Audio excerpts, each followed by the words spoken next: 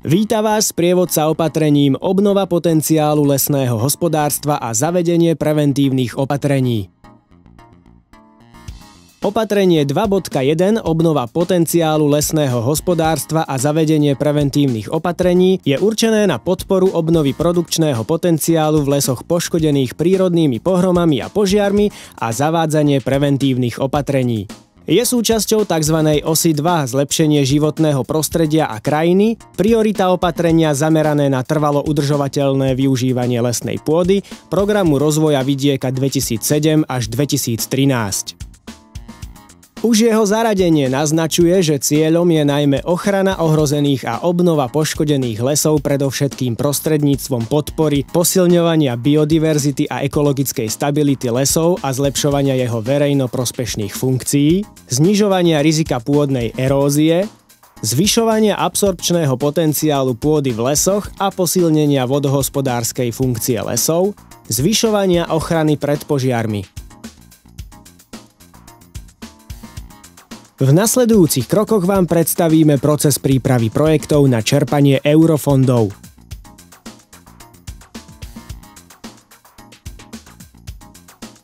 Definovanie investície. Pri určení investícií, ktoré budú predmetom projektu, treba vychádzať v prvom rade zo skutočných potrieb žiadateľa. Najprv si definujte, čo skutočne potrebujete investovať v predmetnej oblasti. Hľadáme predsa eurofondy pre vaše podnikanie, nie podnikanie kvôli eurofondom. Schválený projekt je možné realizovať aj 3 roky a preto plánujte v dlhodobom horizonte. Neobmedzujte sa len na investície pre najbližšie obdobie. Ak je napríklad protipožiarna cesta ešte zjazdná, v roku 2012 už možno bude potrebovať rekonštrukciu. Zaraďte ju do projektu. Nelietajte v oblakoch. Myslíte na to, že investíciu treba najprv zrealizovať a až potom vám bude jej časť preplatená.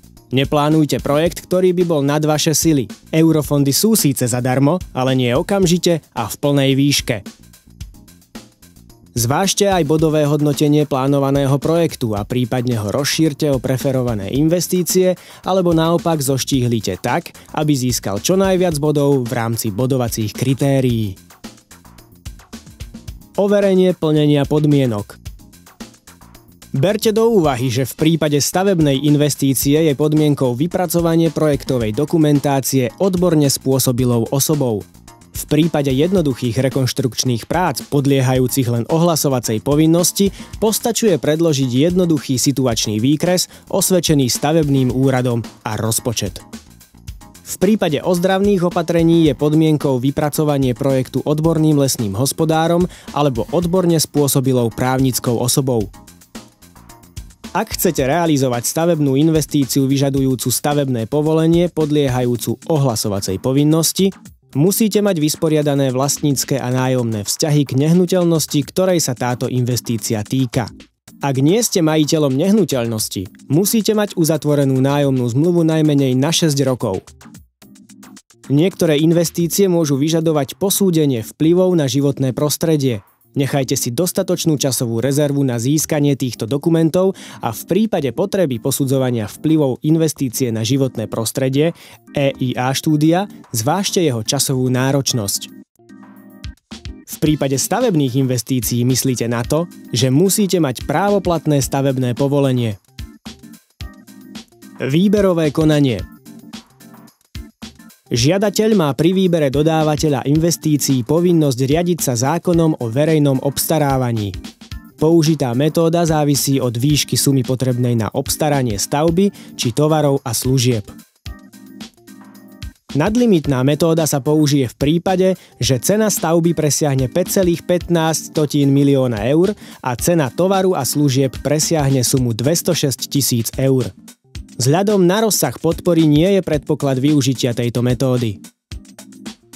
Podprahová zákazka sa použije v prípade, že cena stavby presiahne 120 000 eur, ale bude nižšia ako 360 000 eur a cena tovaru a služieb presiahne sumu 30 000 eur a bude nižšia ako 60 000 eur.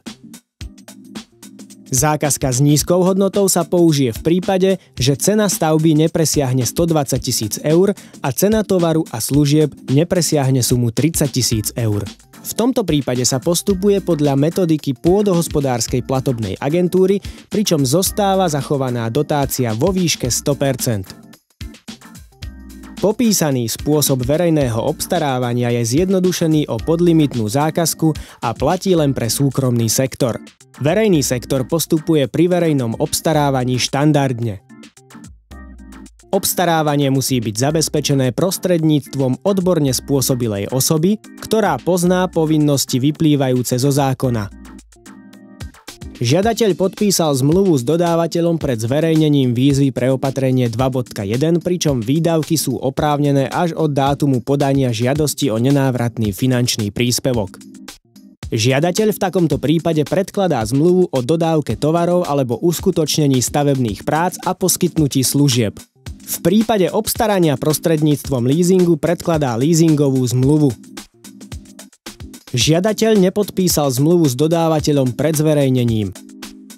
Ak výdavky bez DPH neprekročia sumu 30 000 eur, predkladá žiadateľ jednu cenovú ponuku, pričom predmet dodávky musí byť ucelený, nemožno ho rozdeliť. Ak výdavky presiahnu bez DPH sumu 30 000 eur, predkladá žiadateľ 3 cenové ponuky a zápisnicu o výbere dodávateľa so zdôvodnením výberu. Hodnota vlastnej práce, mzdy a odvody je oprávneným výdavkom, ak nepresiahne 30% hodnoty použitého materiálu. Ak hodnota vlastnej práce presiahne 30 000 eur, je nutné zabezpečiť 2 cenové ponuky od iných dodávateľov na porovnanie. Príprava žiadosti o nenávratný finančný príspevok. Pod prípravou žiadosti je potrebné chápať oveľa širší rozsah prác ako len vyplnenie samotného formuláru. Do tohto procesu treba zahrnúť aj prípravu a kontrolu projektovej dokumentácie v prípade stavebných objektov, riadenia procesu výberového konania a kompletizáciu príloh. Celkovo sa však tohto procesu netreba zľaknúť. Bežný žiadateľ to dokáže urobiť vo vlastnej réžii a s vlastnými zamestnancami. Výhodou v tomto prípade sú samozrejme usporené prostriedky za poradenské služby. Nevýhodou je nutnosť naštudovať mnoho strán príručky, iných dokumentov a usmernení, ktoré sú nevyhnutné pre zvládnutie tohto procesu. Samozrejme, toto štúdium metodiky si vyžaduje svoj čas a pracovné nasadenie. Ďalšou nevýhodou je pocit neistoty, či sa na nič nezabudlo a či v projekte nie je náhodou nejaká chyba, ktorá vyplynula z neskúsenosti uchádzača o eurofondy. Pri príprave projektu sa môžete oprieť o skúsenosti poradenských firiem, ktoré majú už za sebou mnoho úspešných projektov a majú metodiku dôkladne spracovanú. Odovzdanie žiadosti. Žiadosti o nenávratný finančný príspevok sa odovzdávajú na regionálnych pracoviskách pôdohospodárskej platobnej agentúry toho kraja, kde sa realizuje vaša investícia, prípadne jej väčšia časť. V prípade projektov realizovaných na území Bratislavského kraja je príslušné regionálne pracovisko Trnava. Žiadosti odovzdáva štatutárny zástupca osobne, pričom ak podnik používa pečiatku, musí ju mať so sebou. Ak za váš podnik konajú viacerí štatutári spoločne, musia sa odovzdávania zúčastniť všetci. Ak štatutárny zástupca žiadosť osobne odovzdať nemôže, musí na to splnomocniť inú osobu. Pôdohospodárska platobná agentúra prevezme len kompletné žiadosti, preto si nenechávajte podávanie projektu na posledný deň. V opačnom prípade nebudete mať dostatok času na opravu prípadných nedostatkov a odovzdanie projektu sa nemusí podariť. Výzvu na doplnenie povinných príloh bude pôdohospodárska platobná agentúra zasielať len tým žiadateľom, ktorých žiadosti sú nad hranicou finančných možností pre dané kolo prijímania žiadostí a teda majú reálnu šancu na schválenie. Na doplnenie povinných príloh má žiadateľ maximálne 60 dní, avšak prílohy je potrebné mať pripravené už v deň podávania projektu. Napríklad výberové konanie musí byť vykonané pred podaním projektu a nie je možné predložiť doklady s neskorším dátumom.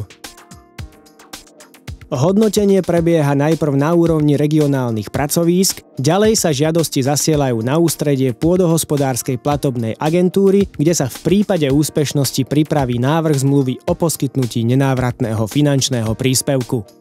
Celý proces hodnotenia projektov trvá okolo 6 mesiacov a na jeho konci stojí podpis zmluvy o poskytnutí nenávratného finančného príspevku.